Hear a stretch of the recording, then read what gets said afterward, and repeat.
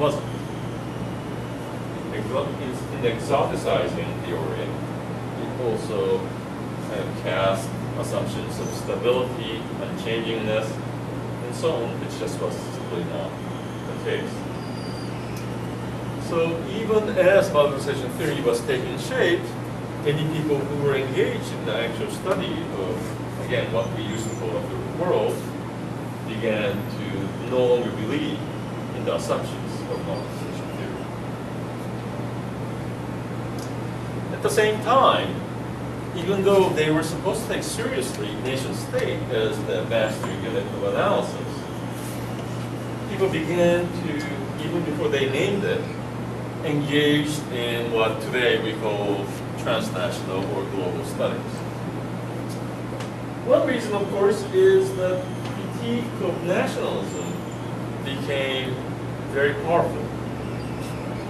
People like Ernest Gellner, Eric Hobsbawm, and Benedict Anderson began to write systematic writings, theories on nationalism, which tried to show that the nation is a belated construct and something that we should not simply assume for the past.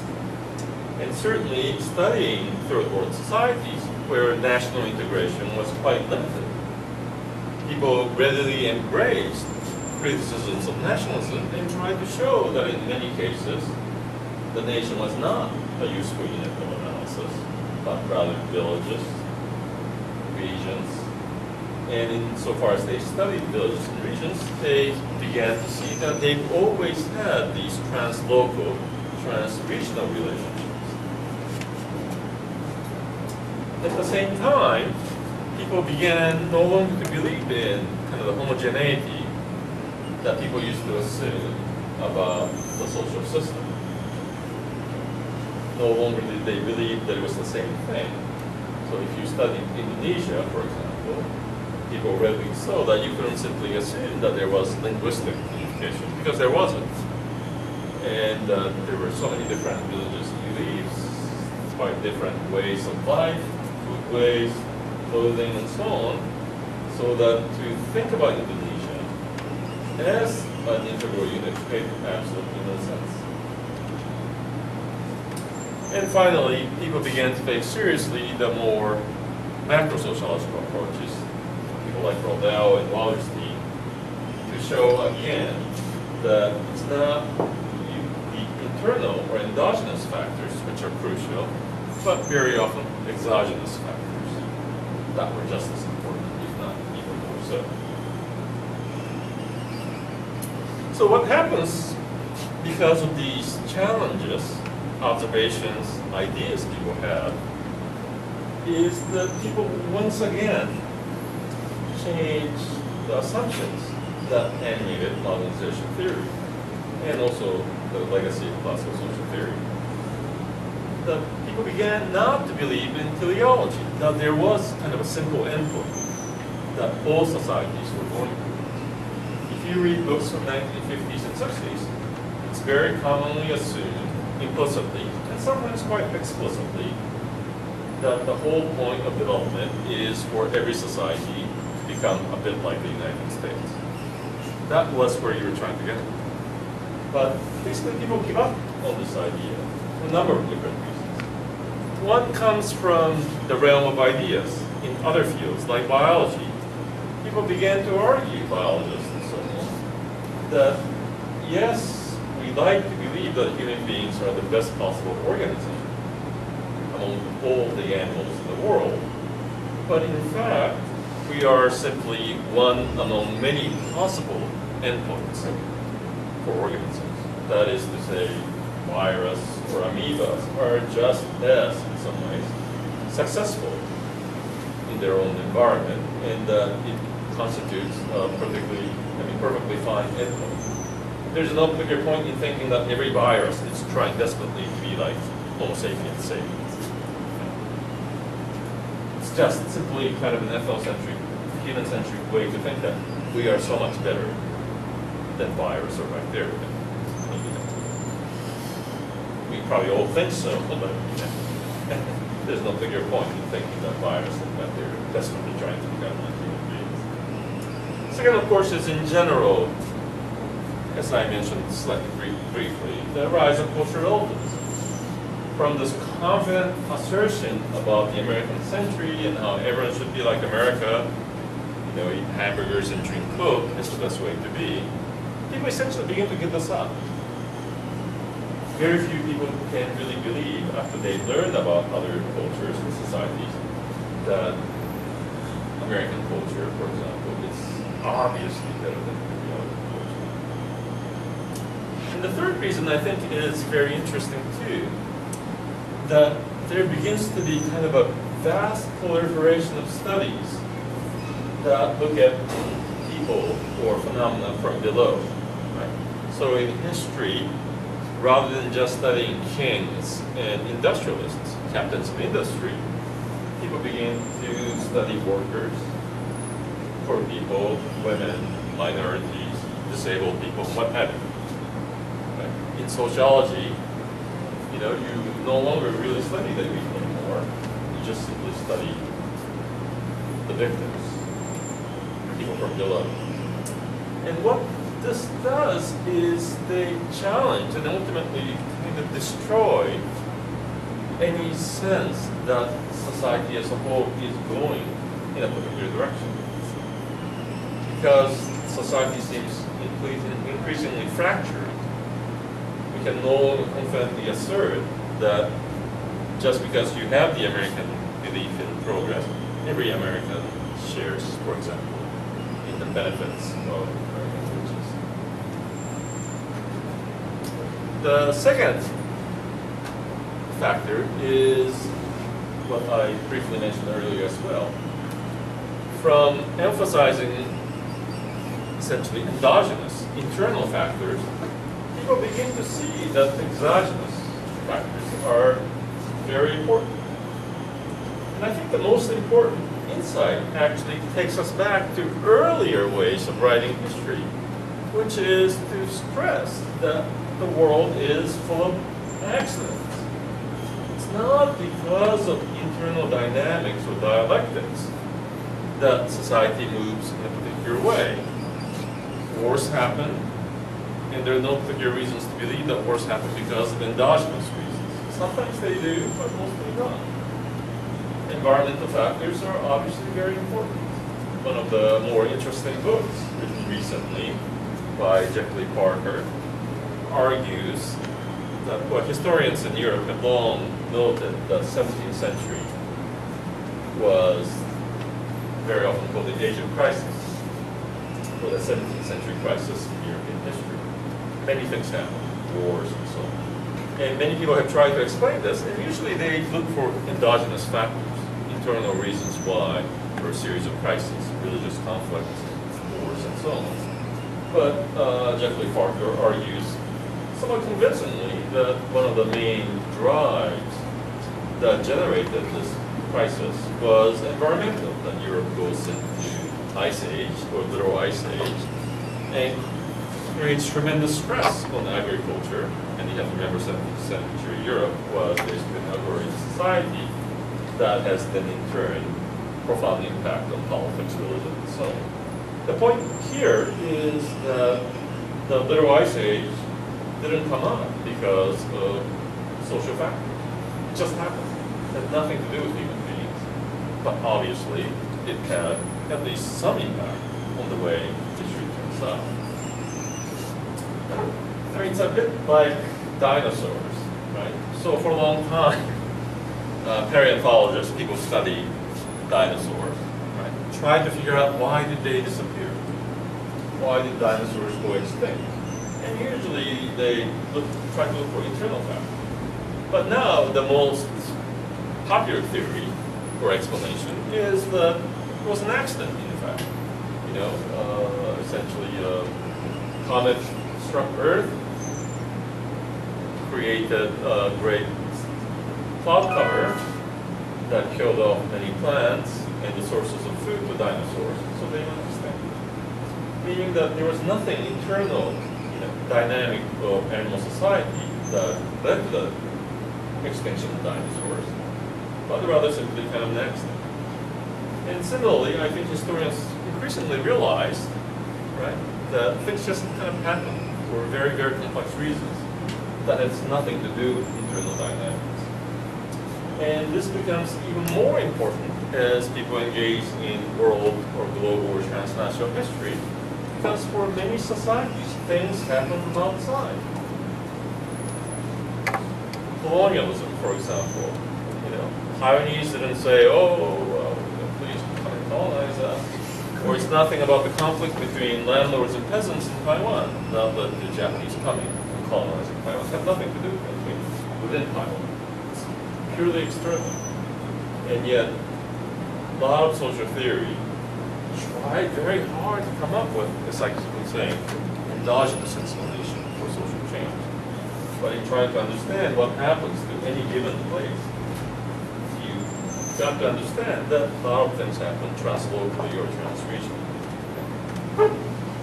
And all this has to do with the rise in belief in a world that's not deterministic.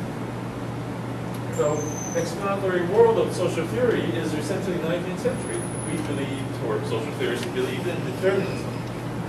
If you hit a ball, it's going to go in a particular direction at a very obvious speed. You can calculate these things. But in fact, even within the field of natural science, right, you go from kind of a Newtonian universe. Isaac Newton, essentially, you say F is mass times F equals m times a. But with the rise of quantum mechanics, theory of relativity, people begin to realize actually that there's nothing completely predictable or deterministic about the world. And this becomes even more convincing to people with the rise of chaos and complexity theory. The assumption being that there are so many factors or variables at work that it could literally be the proverbial flap of a butterfly wing that will create whatever. Storm in Brazil, my coming to teach in Taipei, God knows what. But the point being that we used to want to give this endogenous and deterministic theory, right? Why am I here?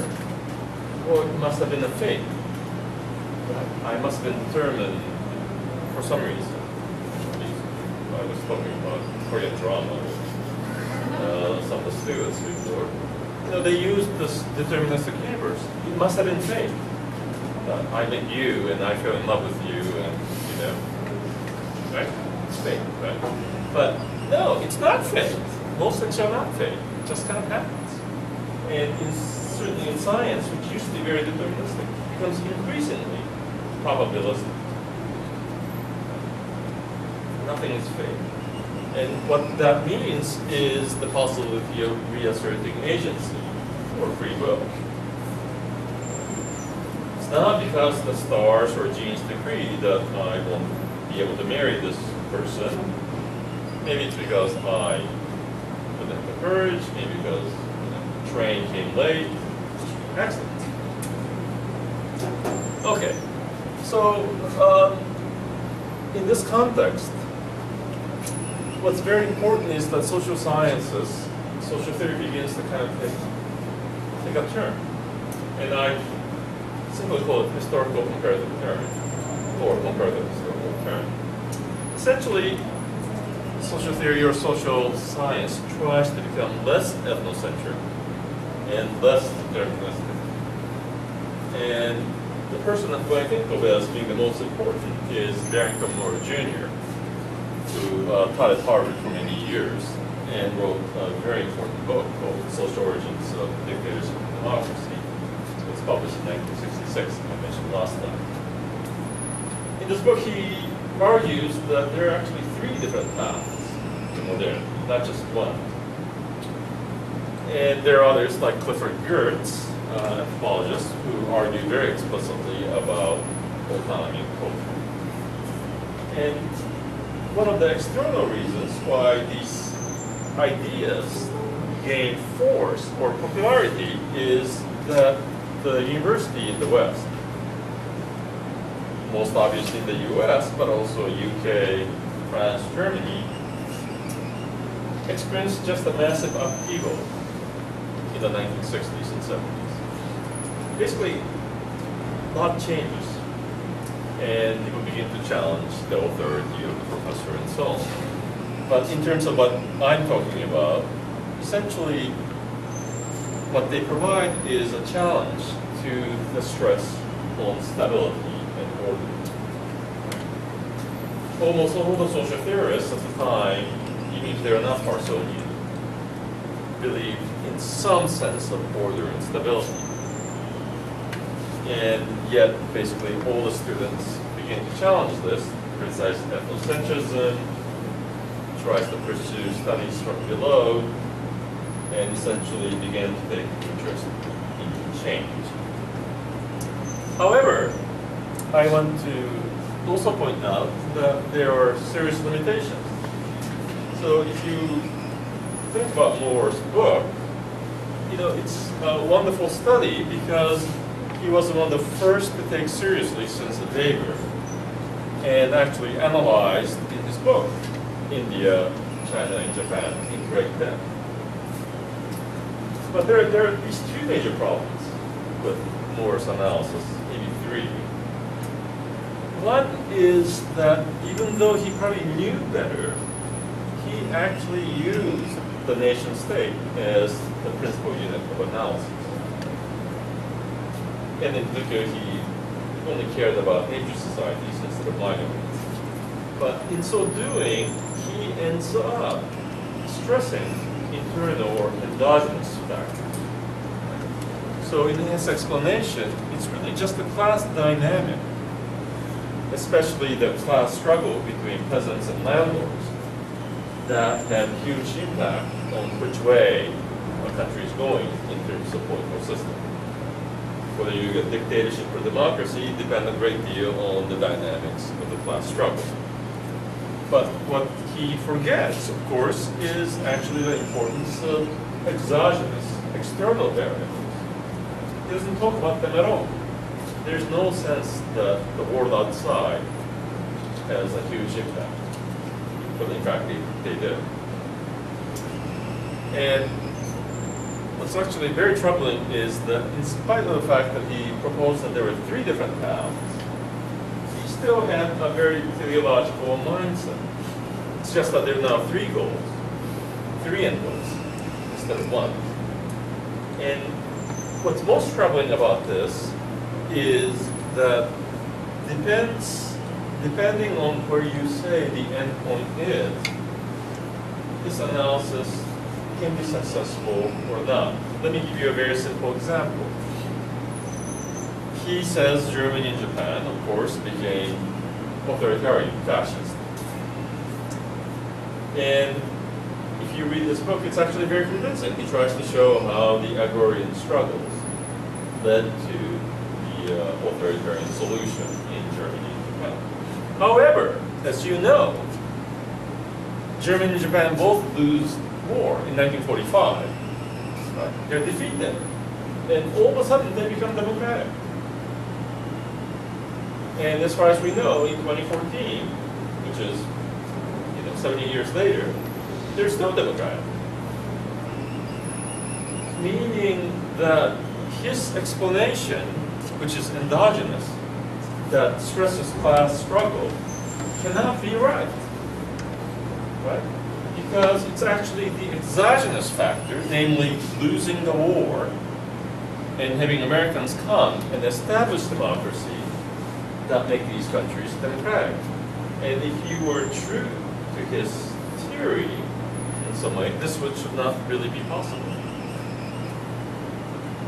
And this is, I guess, what I'm suggesting about the importance of accidents, exogenous factors.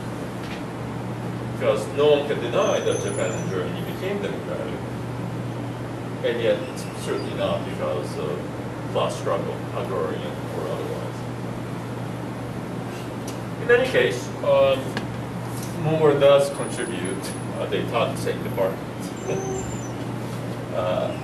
into essentially dismantling the Parsonian synthesis or mobilization theory. And although I went through this, I'll go over it again. Essentially, there are a number of reasons why Eurocentrism no longer becomes convincing.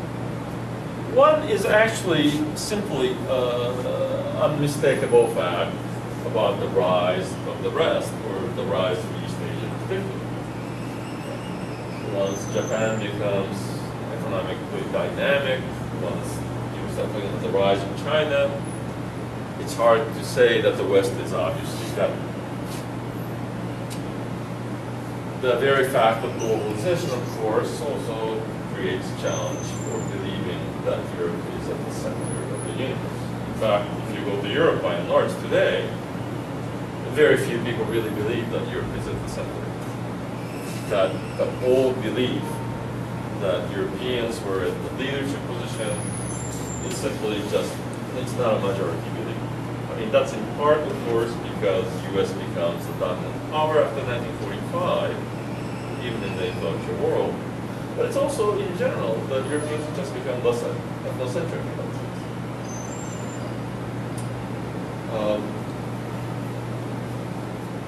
I was going to tell you a story, but time is going, so the third reason is that academics, scholars in general, just begin to know more about the non-European world. And they can no longer say that, as they used to, that China is a stationary society, or India is X, or Syria is Y, whatever. As they know more, the easy way in which they're able to generalize about non-Western society becomes basically impossible. And of course, finally, there is a whole series of theories, post-theories, post-Stalin theory, post-Chomsky theory, post-colonial theory, that basically take as a given that Eurocentrism or ethnocentrism is bad or is wrong. So that's one. Second and related is that people also begin to realize that nation state is not so essential or integral. Transnational flows become an evident fact of life, most obviously in terms of finance, but obviously in terms of migrants as well. Second, of course, as I mentioned, critiques of nationalism proliferate, so that if you go to any major research university today around the world, you're reading Ben Anderson or Hobsbawm or Gellner, and one of the things you learn is that nationalism is not a credible unit of analysis. And third and finally, just the sheer reality of heterogeneity, internal heterogeneity, becomes unmistakable. And this has a lot to do with the rise of feminism, gay lesbian rights movement, Lincoln racial movement, and so on. See, what I'm trying to say is a very simple thing. If you read sociology books, say from 1970s even, people take it for granted that it's okay to just study men. Why? Well, because they say women belong to the same household, so they must share in the same class position or racial position of the husband and the father. So there's actually a debate as late as the 1980s. John Goldthorpe at Oxford tries to argue that you only have to study men. Right? But in 20-teens, in this decade, no one can take this seriously. Because if you really want to understand inequality, no one can just say you can just study men. Because obviously women very often have different dynamics in terms of income, class, and so on. But this insight becomes true for any number of social groups, such that we can no longer say the nation is a very simple thing that's relatively homogeneous. The third is, of course, as I mentioned briefly, that the whole teleological evolutionary way of thinking becomes untenable, meaning people just don't believe in this anymore. That most people now assume that there are no obvious goals, no obvious hierarchies, no obvious trajectories to a region, nation state, whatever. That is to say, no one really thinks that Taiwan is going to be like the US in 20 years or 30 years or 40 years. I mean, politicians, of course, don't need to talk like this. But by and large, academics no longer do. And it's because there's a sense that things are moving in many different directions. And most important in this is that people simply begin to lose faith in the idea of progress, that things are just obviously getting better. And at the same time, people are much more aware, as I said, about the ubiquity or just the sheer proliferation of accidents. Related is, of course, a growing appreciation by scholars that there are non-social factors that are important in making sense of human affairs, technology, environment, and so on. And finally, as I mentioned, people begin to lose faith in causal determinism. The world seems probabilistic. The world seems very complex. So what are the consequences? Well, essentially, the dominant form of knowledge becomes empiricism, meaning that you try to study concrete things, meaning concrete villages, concrete social groups, maybe concrete regions, and there's increasingly an effort to value the micro, because it's very tangible. It's this kind of studies. And of course, because there are so many more scholars at work, they begin to fiercely protect their peers. So it becomes very hard, if you're not a sinologist, for example, to talk about China. Second and related is what in general people call the postmodern condition. Right? In the 1980s, French philosopher Jean-Francois Lyotard spoke about the postmodern condition, which was published in 1983 or so. And how he defined it is essentially that people no longer believe in grand narratives about anything. Grand narratives could be about nationalism, about how France is about liberty, equality, and fraternity. Americans believing that America is the best thing that happened in the world. That social theory is the simple story. Marxism is class histories, history of humanity is history of class struggles. All these simple grand narratives becomes hard to believe in. And people just become faithless or even cynical. So you can, people begin to kind of question that you can talk about large things. But what's problematic, of course, is that because of the rise of empiricism and because of the loss of faith in social theory, you get, in effect, new forms or new theories about fate and determinism. Right? As social theory, which I kept on insisting in my first lecture, had a very emancipatory moment. That is to say, it was kind of an idea, a philosophy of freedom. People can shape their future. Because people lose their faith in that, ironically, the theories that dominate tend to be ones that accentuate the place of determinism.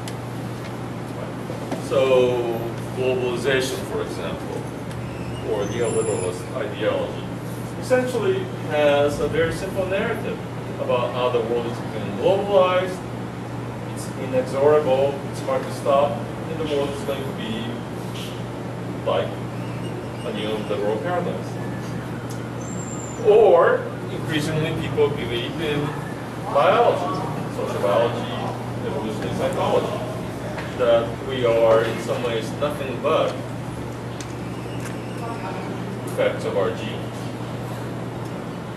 Or, in economics and social science, people believe in rational choice theory, meaning that we are nothing but the machine to calculate benefits and costs for our utility. And all these theories become very popular precisely when people lose faith in classical social theory. So in a way, this shows that, you know, as people made some progress in some way in understanding the social world, they were constantly taking steps back.